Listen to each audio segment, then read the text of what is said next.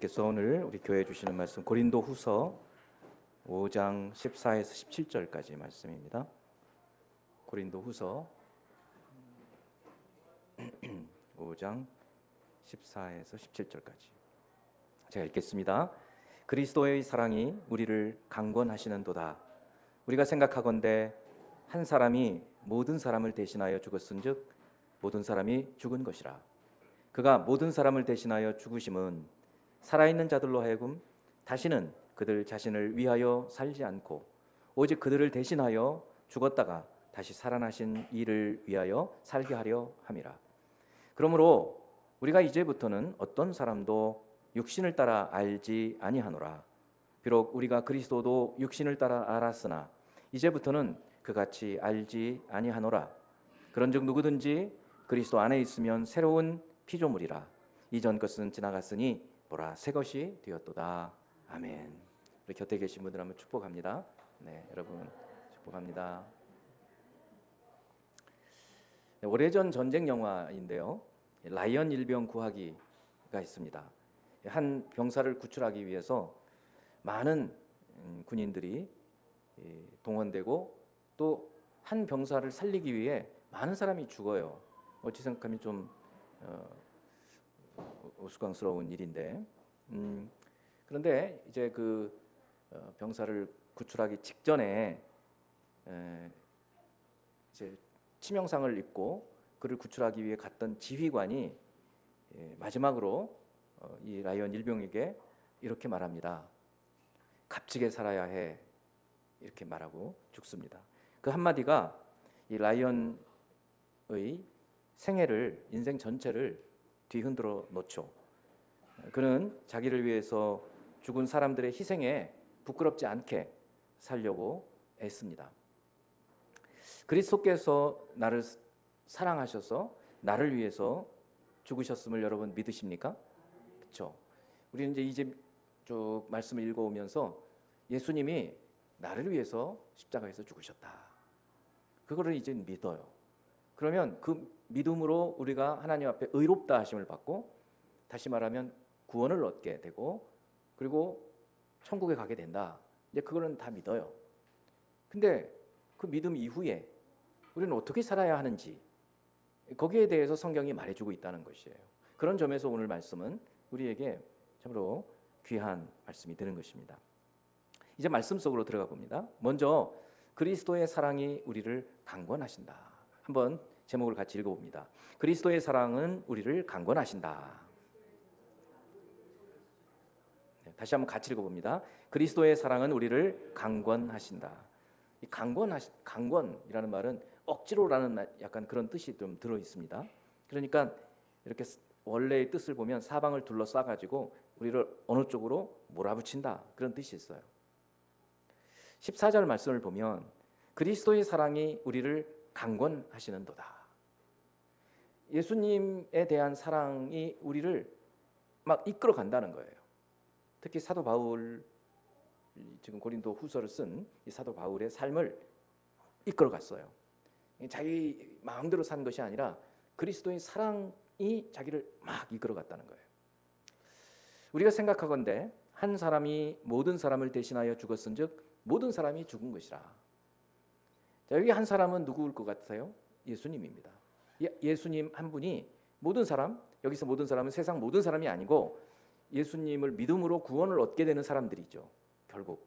그래서 예수님이 죽으심은 예수님을 통해서 구원을 얻을 모든 사람을 위해서 죽으신 것이라는 거예요. 그래서 대신해서 죽은 거예요. 그래서 결국은 한 분 예수님이 죽으신 것은 예수를 믿는 모든 사람들도 그 죄에 대해서는 죽은 사람이 된다는 거예요. 우리가 세례를 받을 때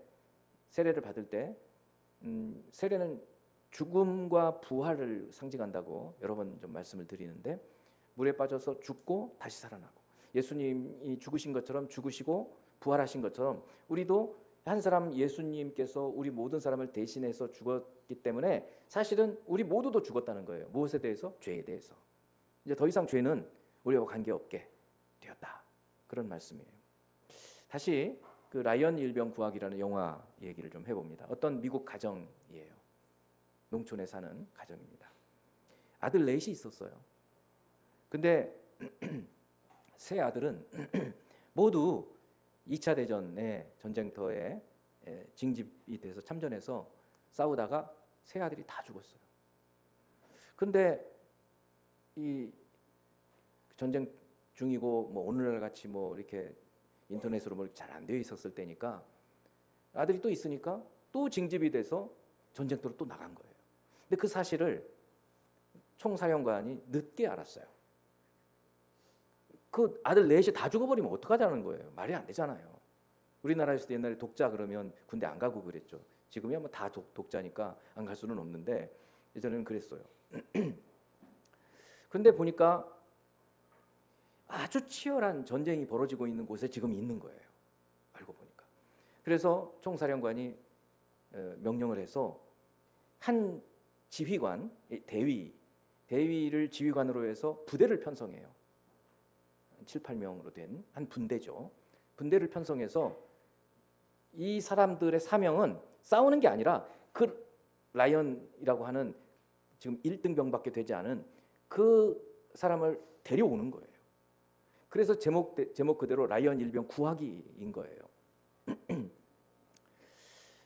결국 7명 지휘관까지 포함해서는 8명의 군인이 투입되어서 결국 구출해 냅니다.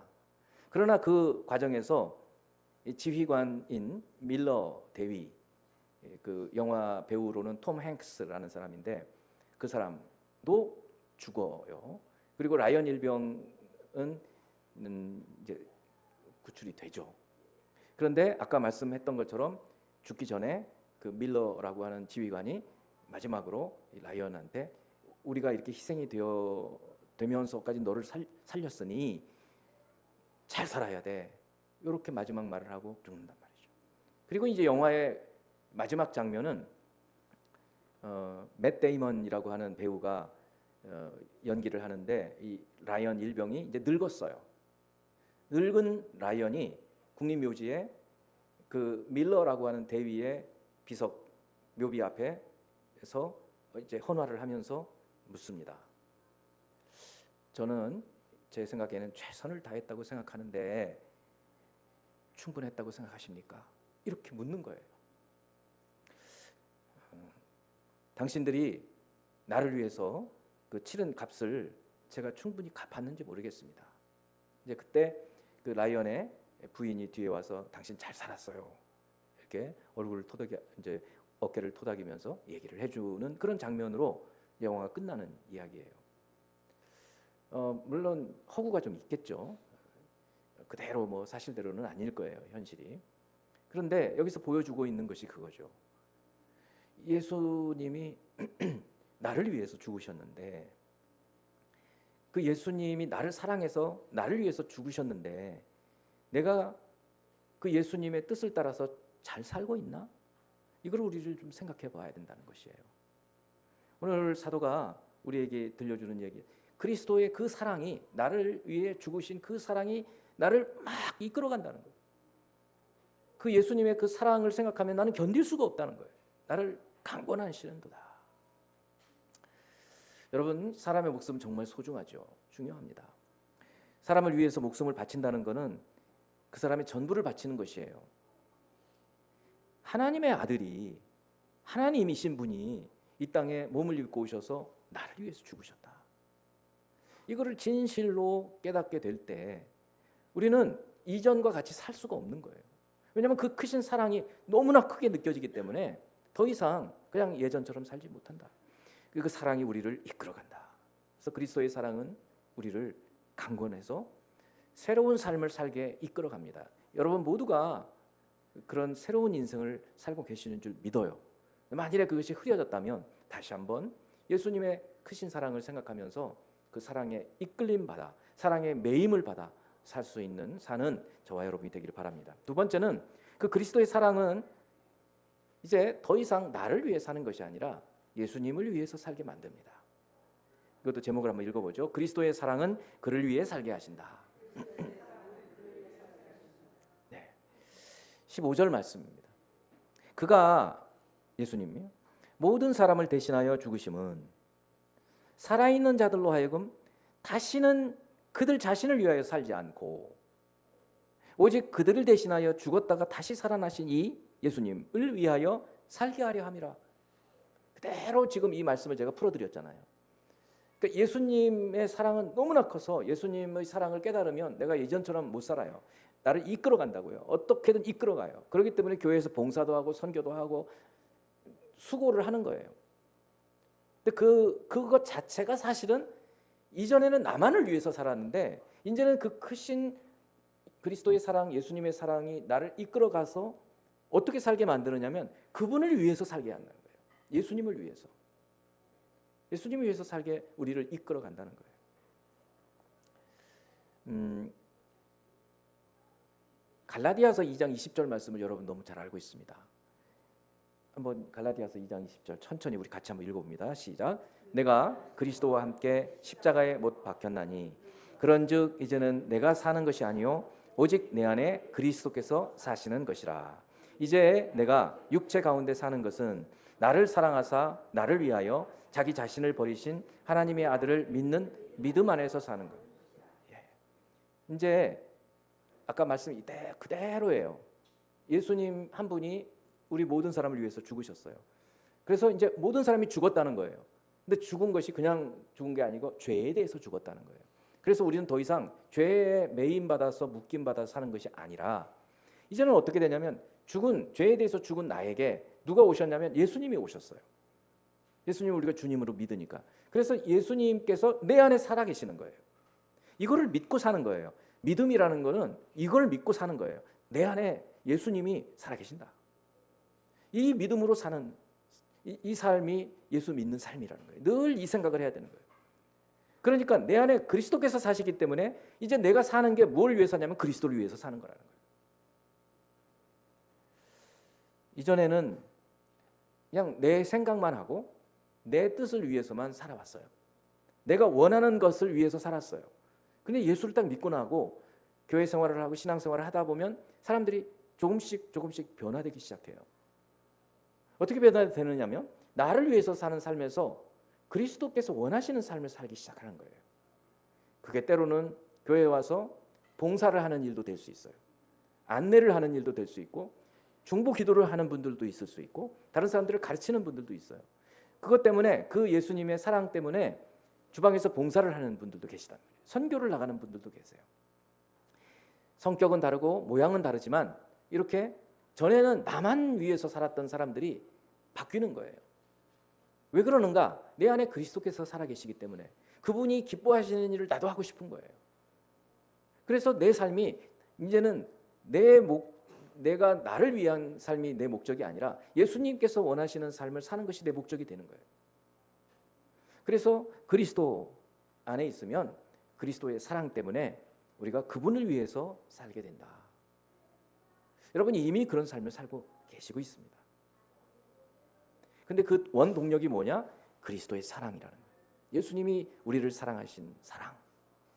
그 사랑이 우리를 이끌어가고 그 사랑이 우리를 이끌어서 그리스도께서 원하시는 그런 삶을 살게 된다. 마지막으로 그리스도의 사랑은 새로운 피조물로 살게 하신다. 이것도 같이 읽어봅니다. 시작. 그리스도의 사랑은 새로운 피조물로 살게 하신다. 그러니까 완전히 사람이 바뀐다는 거예요.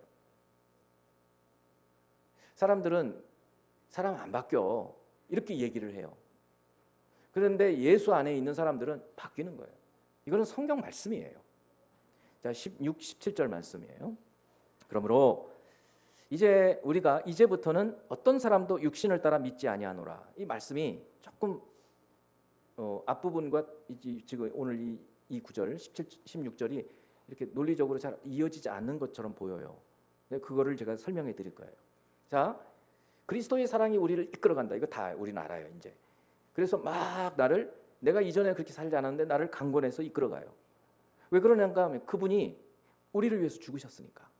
그래서 우리는 죄에 대해서는 이제 죽었고 예수님 내 안에 살아계시는 예수님을 위해서 내가 살기 때문에 그리스도의 사랑이 우리를 이끌어간다는 거예요. 이렇게 됐어요. 그래서 그분이 원하시는 삶을 우리가 막 살려고 해요. 그러므로 이렇게 돼 있어요. 그러므로 우리가 이제부터는 어떤 사람도 육신을 따라 알지 아니하노라. 육신을 따라 안다. 육신을 따라 산다. 이 말씀이 무슨 뜻인지를 이제 이해를 해야 해요.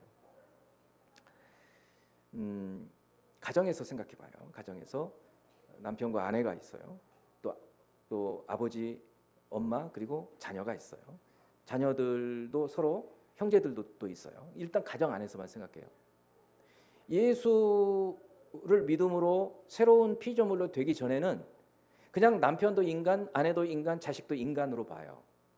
그냥 사람이죠. 당연히 사람이지. 그럼 인간 말고 다른 뭐 귀신으로 봐요? 그러니까 아닌데 믿음으로 이제 예수 그리스도의 사랑이 우리를 이끌어가고 예수님 원하시는 삶을 우리가 살아가다 보면 어떻게 되느냐? 우리 시각이 바뀐다는 거예요. 그럼 육신으로 알지 않고 영적으로 알기 시작한다는 거예요. 그럼 영적으로 알면 어떻게 되는데? 성경 말씀대로 알기 시작한다는 거예요. 성경에서 아내가 남편을 어떻게 하라고 얘기합니까? 남편을 가정에서 머리라고 얘기해 줍니다. 머리. 그래서 순종하라고 얘기를 해요. 근데 그냥 육신으로 생각하면 뭐 지나 나나 똑같지 뭐 이렇게 얘기하면서 왜 내가 남편 말 들어야 돼? 막 욕도 하고 뭐 그럴 수 있지. 이렇게 생각하는 것이 육신으로 아는 거예요. 근데 우리가 예수를 믿고 예수님이 나를 위해서 죽으셨다니까요. 이제는 우리는 잘 살아야 돼요. 그분 뜻을 따라 살아야 돼요. 그래서 성경을 보니까 남편은 가정의 머리. 그래서 남편의 말에 순종해라. 그럼 남편만 좋냐? 아니에요. 성경에 보니까 또 아내를 향해서 남편에게 해주시는 말씀이 있어요. 아내는 일단 창세기에도 보면 아내를 두고 뭐라 그러냐면 돕는 배필이라고 얘기를 해줘요. 그러니까 하나님이 아내를 보내주셨다는 거예요. 돕는 배필로 딱 맞는 짝꿍으로. 그래서 어느 누구도 나눌 수가 없다는 거예요. 또 신약에 와가지고는 뭐라고 아내에 대해서 얘기하냐면 그리스도께서 마치 교회를 위해서 죽으셨듯이 남편은 아내를 위해서 죽을 마음까지 가져야 돼요. 그리스도께서 교회를 사랑하여서 죽으셨던 것처럼 남편은 아내를 위해서 죽을 정도로 사랑하라. 그리고 이제 베드로서에서는 뭐까지 얘기하느냐면 이 아내는 약한 그릇이다라고 얘기를 해요. 그러니까 남자들보다 좀 약해요. 그러니까 굉장히 보호하고 지켜줘야 하는 존재라고 성경은 말을 해줘요. 이 각도로 보는 것이 육신으로 아는 것이 아니라 영적으로 아는 거예요. 하나님 아까 우리를 위해서 죽으신 예수님의 뜻을 따라 사는 것이에요. 자녀도 똑같아요. 자녀 내가 낳았으니까 내 마음대로 해야 되고 내 뜻대로 살아야 되고 넌 내 말 들어야 돼. 이렇게 하는 존재가 아니라는 거예요. 우리 잘 알고 있지만 자녀는 하나님께서 부모에게 주신 선물이라는 거예요. 선물이에요. 그렇잖아요. 우리가 언제 자녀를 만들었습니까? 우리가 뭐 귀를 하나 만들었어요? 눈알 하나 만들었어요? 아니잖아요. 하나님이 그냥 주신 거예요. 그러니 정말 존귀한 자로 알아서 잘 양육하고 하나님을 잘 섬길 수 있도록 키워가는 책임이 우리에게 있는, 이렇게 보는 것이 육신으로 알지 않고 영적으로 알고 사는 거예요. 왜 이 얘기를 갑자기 여기서 하나? 그게 이제 궁금증이거든요. 그러자면 잠깐 이 고린도 전서, 고린도 후서에 대해서 알아야 해요. 사도 바울이 고린도 전서와 후서를 썼어요. 고린도 전서는 사도 바울이 2차 선교 여행을 마치고 3차 선교 여행 중에 고린도 전서도 썼고 조금 있다가 고린도 후서 또 써요. 에베소에서. 근데 고린도서를 왜 썼느냐? 자, 2차 선교 여행 중에 사도 바울이 고린도에 가서 복음을 전하다가 회당에서 유대인들이 자꾸 비방을 하고 하니까 아예 회당에서 나와요. 나와서 회당 바깥에 있는 어떤 사람의 집에서 가정교회로 예배를 드리기 시작을 해서 그곳이 고린도 교회가 되어지는 거예요. 그리고는 고린도 교회가 이제 상당히 세워지고 난 후에 사도 바울은 2차 선교여행을 마치고 예루살렘으로 가고 3차 선교여행에서는 이제 에베소에서 상당히 오랫동안 머물러요. 몇 년을, 최소한 3년을 머문다고요. 그러니까 오며 가며 시간도 걸렸고 몇 년이 지난 거죠. 자, 우리 교회도 지난주에 우리 교회에 출석하셔서 예배 드리신 분과 오늘 예배 드리신 분이 조금 달라졌어요. 한 주인데도. 그러면 올 초에 예배드린 분하고 지금 예배드린 분은 조금 더 달라졌을 거예요. 대부분 우리는 이제 거의 같지만 다른 분이 있다고요. 지금 무슨 얘기 드리냐면 교회는 변하는 거예요. 바뀐다고요. 그러냐 한 5, 6년이 지났으니 고린도 교회가 사도 바울이 교회를 개척했을 당시의 교우들과 지금 5년 후의 교우들이 같을 리가 없죠. 근데 그 중에 아주 나쁜 사람들이 있었어요. 소위 이단과 같은 사람들인 거예요. 들어와가지고 사도 바울? 아니 어떻게 바울이 사도야? 사도라면 예수님이 직접 뽑고 예수님과 같이 다니시고 그런 분이 사도지. 사도 바울은 그때 예수님 배척하고 스데반 죽이게 했던 사람 아니야? 이렇게 얘기하는 사람들이 생긴 거예요. 그러니까 무슨 사도야? 그러니까 이 바울의 사도성에 대해서 의문을 품어요. 그리고 아주 없는 얘기를 막 지어내는 거예요. 그래서 사도 바울이 굉장히 마음이 아파요. 생각해 보세요. 교회를 개척한 분인데 그분이 그리고 교회를 다 이렇게 이제 세워지고 거기에 지도자들도 세우고 장로도 세우고 그랬는데 선교를 한다고 다른 곳에 가가지고 조금 시간이 지났는데 나를 몰라보고 그리고 막 다 그런 건 아니에요. 일부 그랬단 말이에요. 비난을 하고 뭐 돈을 먹었네 어쨌네 이런 소리도 막 하고 얼마나 마음이 아프겠어요. 그래서 그리고 뿐만 아니라 아주 교회가 그냥 난장판이 됐어요. 그래서 첫 번째 쓴 편지는 고린도 전서는 그런 잘못한 나쁜 짓을 한 사람들 아주 나쁜 짓들을 여러 사람들이 했다고요. 그거를 하지 못하도록 디모데를 보내가지고 이 사람은 이렇게 하고 이 사람은 교회를 아예 쫓아내라 출교시켜라 그런 사람도 있고 막 그렇게 했어요. 그런데 해결이 잘 안 돼요. 그래서 두 번째 쓴 편지가 이 고린도 후서예요. 그러니까 그렇게 사랑하고 자기 정말 목숨을 바쳐서 교회를 세웠는데 교회가 자기를 전혀 몰라보기도 하고 말씀들 듣지도 않고 그러니 얼마나 마음이 상했겠어요. 심지어는 자기를 두고 사도도 아니다 막 이런 사람도 있고 이런 상황 속에서 이 편지를 쓰는 거예요. 그래서 이 앞부분 보면 이제 막 이제 잘못한 사람들에 대한 책망을 했던 것을 또 이렇게 마음을 누그러뜨리기도 하고 뭐 그런 얘기. 고린도후서는 그래서 조금 어렵게 느껴지는 거예요. 그래서 제가 짧은 이 부분만 말씀을 드리는 거예요. 그러면서 내가 이 고린도 교회를 세운 그것이 어떻게 돼서 된 거냐? 그리스도의 사랑이 나를 강권해가지고 내가 가만히 있을 수가 없어서 거기까지 가서 교회를 세운 거야. 그리고 예수님 그분이 죽으심으로 고린도 교회에 있는 여러분 모두를 다 구원하시기 위해 대신 죽으신 것이고 그분이 죽었으므로 여러분도 죽은 거다. 죄에 대해서. 이제는 그래서 여러분 자신을 위해서 살면 안 된다. 고린도 교회 여러분 자신을 위해서 살면 안 돼요. 우리를 위해서 죽으신 예수님을 위해서 살아야 돼요. 지금 이렇게까지 얘기를 나오는 거예요. 그러다가 이제 이 얘기가 나오는 거예요. 내가 전에는 나도 육신대로 봤다 사람들을. 심지어 예수님도 육신대로 봤어. 내가 바리새인이고 그럴 때 예수님을 내가 몰라보고 그때는 육신으로밖에는 몰랐기 때문에 예수님 이단이라고 생각해가지고 스데반 집사를 죽이게 했었다. 그런데 이제는 내가 눈이 열려서 다메섹 도상에서 예수님을 만나고 난 이후에는 예수님이 그리스도다라는 사실을 알고 나서는 내 눈이 바뀌었다. 시각이 바뀌고 관점이 바뀌고 그래서 육신으로 눈으로 보는 것이 아니라 영적으로 보게 되었다. 여러분들도 그래야 한다. 그런 얘기인 거예요. 그래서 여러분들이 이제 앞으로 이제 우리 성도 여러분이 저도 그렇고 집에서 남편이나 아내를 볼 때에도 막대하면 안 되는 거예요. 그거는 어떻게 대하는 거예요? 육신으로 보는 거예요. 성경에서 뭐라고 아내에 대해서 남편에 대해서 하라고 했는가 자녀에 대해서 하라고 했는가 생각하고 그렇게 하는 것이 이제 영적으로 대하는 거예요. 하물며 교회에 와서는 어떻게 하겠어요? 교회에서 옆에 계신 집사님, 권사님, 장로님들을 두고 아니면 우리 청년들을 두고도 막대하면 안 돼요. 이거는 육신으로 대하는 거예요. 성경에서 뭐라고 말하고 있는지를 보면서 그렇게 대해야 한다라는 것이에요. 왜요? 그 원인이 뭐예요? 그리스도의 사랑 때문이는 거예요. 예수님이 사랑하셔서 우리를 사랑하셔서 우리를 위해서 죽으셨고 우리를 구원하셨는데 그래서 우리를 새로운 피조물로 만들어 놓으셨는데 이제는 그 새로운 피조물답게 새로운 관점과 새로운 시각으로 새로운 인생관, 새로운 세계관으로 살아야 되지 않겠냐 그 얘기를 해주시는 거예요. 그래서 예수 믿는 사람들은요 생각이 바뀌는 사람들인 거예요. 관점이 바뀌는 사람이라고요. 이전 이전에 살던 모습이 아니라 새로운 피조물로 살아야 된다. 그 말씀인 것이에요. 제가 이렇게 설명하고 나서 다시 읽어보면 아 그렇구나 이런 뜻이구나 여러분 좀 이해가 되실 거라고요. 16절 다시 한번 봅니다. 그러므로 우리가 이제부터는 어떤 사람도 육신을 따라 알지 아니하노라.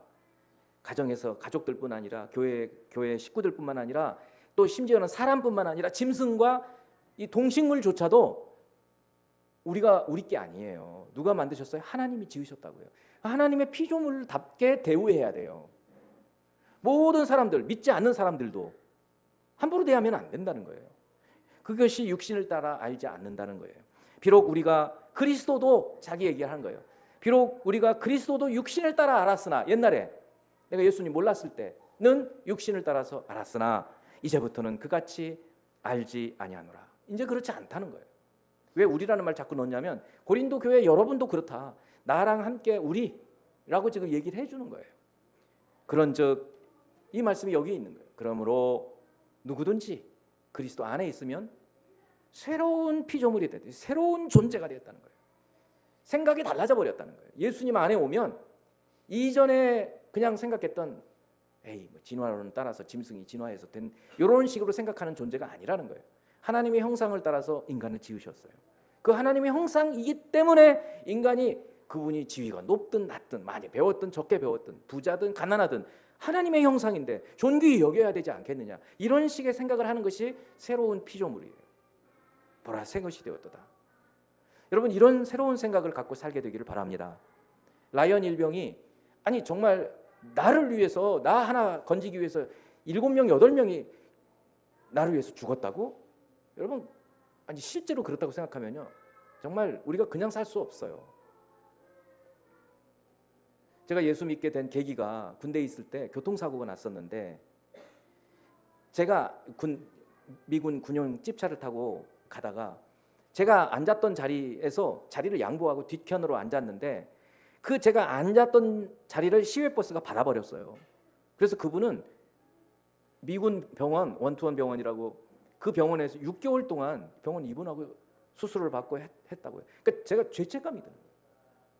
근데 내가 거기 앉아 있었으면 안 다쳤을 텐데 근데 나는 다쳤을 거 아니에요. 그래서 마치 하나님이 이렇게 옮겨놓으신 것 같은 그런 섬찟한 느낌. 그리고 예수 믿기 시작했어요. 그리고는 예수님을 생각하게 된 거예요. 아 예수님이 나를 위해서 아예 죽으셨다고? 그럼 내가 어떻게 살아야 돼? 이런 생각을 하고 신앙생활을 하면서 성경을 연구하고 그리고 저를 이 자리에까지 인도해 주셨어요. 그리스도의 사랑이 이끌어 오신 거예요. 성도 여러분, 여러분들도 마찬가지예요. 예수님이 여러분을 위해서 죽으신 거라고요. 그러니 이제 인생을 막 살면 안 돼요. 그런 분은 안 계시겠지만 정말 예수님이 무엇을 위해서 살기를 원하시는지를 묻고 아까 우리 찬양에서도 그분이 기뻐하실 만한 삶을 내가 원하는 한 가지 그분 기뻐하시게 하는 것이다. 그런 마음으로 사는 것이 우리 주님이 원하시는 삶이고 예수님의 사랑이 우리를 이끌어서 예수님의 사랑 나를 위해서 죽으셨다는 그 사랑이 나를 이끌어서 강권해서 이제는 나를 위해서 사는 것이 아니라 그분 뜻이 무엇인지를 알면서 그분을 위해서 살고 그분을 위해서 살게 되면 어떻게 되는데 우리 시각이 바뀌어서 새로운 피조물을 살게 되는 거예요. 인간이 그래서 바뀌게 되는 거예요. 예수 안에 있으면 새로운 피조물이 되는 줄 믿습니다. 이 믿음으로 사는 저와 여러분이 되기를 주님의 이름으로 축원합니다. 기도합니다.